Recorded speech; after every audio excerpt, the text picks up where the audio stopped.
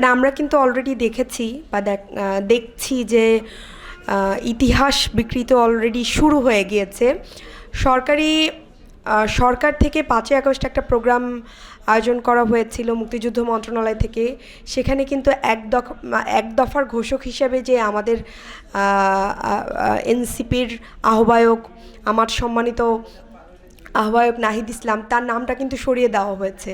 তো এই আয়োজনগুলো আসলে আরও বেশি বেশি হওয়া দরকার, ইতিহাসগুলো আরও বেশি সামনে আসা দরকার।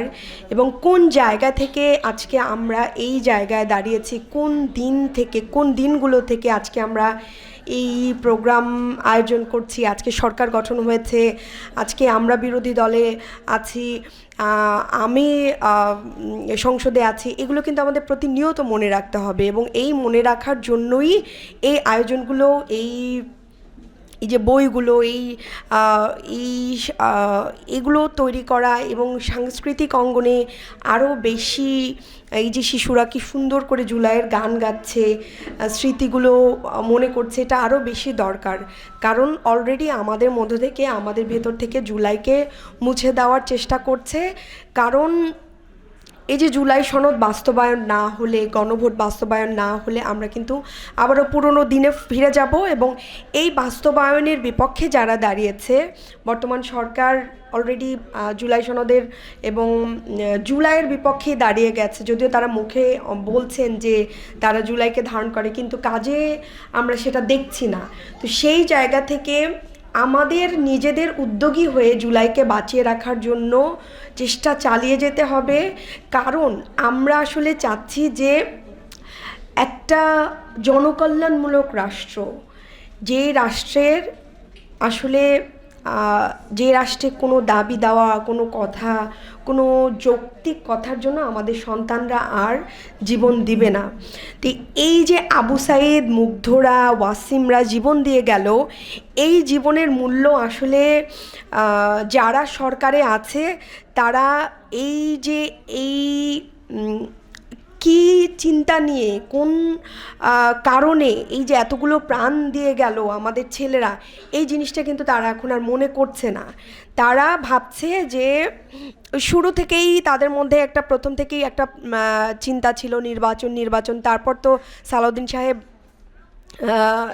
উনি সংসদে দাঁড়িয়েই যে বললেন যে আমরা নির্বাচনের জন্য সব কিছু আপোষ করেছি। কিন্তু আমরা এই যারা আছি, যারা সংস্কারের পক্ষে লড়ছি, আমরা সংস্কারের সাথে কোনো কিছু দিয়ে আপোষ করব না, কোনো কিছুর বিনিময়ে আপোষ করব না। তো এই ওনাদেরই নেত্রী বেগম খালেদা জিয়া ছিলেন, যিনি সারা জীবন, তার জীবন যতদিন ছিল তিনি কিন্তু সংস্কারের কথা বলে গেছেন। তিনি বলেছেন যে বাংলাদেশে যেদিন জনগণের সরকার আসবে সেদিন সংবিধান ছুঁড়ে ফেলবে। আমরা আসলে মূলত কি বলি? মূলত বলি যে আমাদের এই সংবিধান সংস্কার করতে হবে, আমাদের যে কাঠামো, এই যে দুদকের আলাদা আমরা কমিশন চেয়েছি, আমরা মানবাধিকার কমিশন চেয়েছি, আমরা গুম কমিশন চেয়েছি, কিন্তু ওনারা এগুলো কোনো কিছু রাখছে না। ওনারা জাস্ট চেয়ারটা একজন হাসিনা ছিল, সেই চেয়ারটা বদলে গিয়ে আরেকজন এসছে, কিন্তু যেই কাঠামো ছিল সেই কাঠামোর কোনো পরিবর্তন হয় না। অথচ আমাদের লড়াইটা ছিল, জুলাইয়ের লড়াইটা ছিল এই কাঠামো পরিবর্তনের। তো এই জায়গা থেকে এই কাজগুলো খুবই প্রশংসনীয়, এই উদ্যোগগুলো খুবই প্রশংসনীয়। এই যে আজকে আপনাদের যে স্মারক উন্মোচনের উদ্যোগ বা এই যে ইতিহাসগুলো তুলে ধরে রাখা, এগুলো খুবই প্রশংসনীয় উদ্যোগ। এগুলো আমাদের আগামী প্রজন্মের সামনে তুলে ধরতে হবে। এবং কারা জুলাইয়ের পক্ষে ছিল, কারা জুলাইয়ের বিপক্ষে দাঁড়িয়ে গেছে, এটা আগামী প্রজন্ম বুঝবে। এবং আমি আশা করছি যে আগামী প্রজন্ম যারা জুলাইয়ের বিপক্ষে দাঁড়িয়ে গেছে তাদেরকে ঠিক হাসিনার মতো করেই ছুঁড়ে ফেলে দিবে।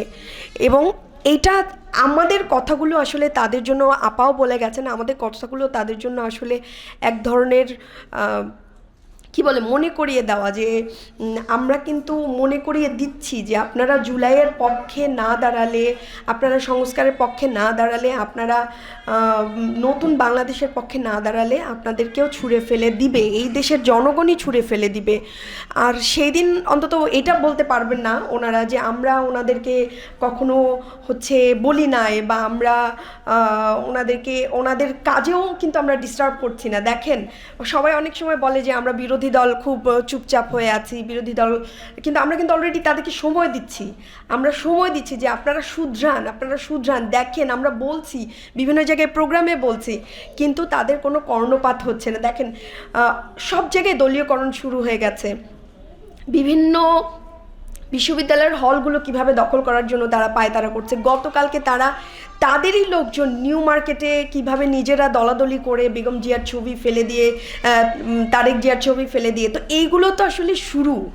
নিজেদের যে সিস্টেম, এই সিস্টেমে নিজেরাই ডুবে মরবে।